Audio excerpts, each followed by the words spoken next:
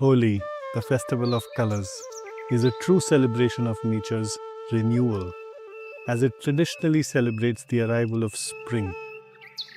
In the past, natural colors derived from flowers like tesu, which is palash, marigold, genda, and hibiscus, as well as herbs like turmeric and indigo, were used to play Holi, celebrating the rich plant diversity of India.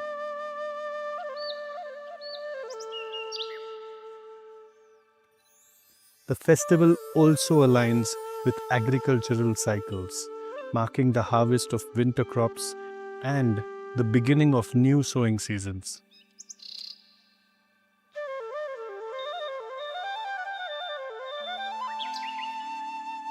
Holi can serve as a reminder of our deep interdependence with nature and the need to protect biodiversity so that we always have color in our lives.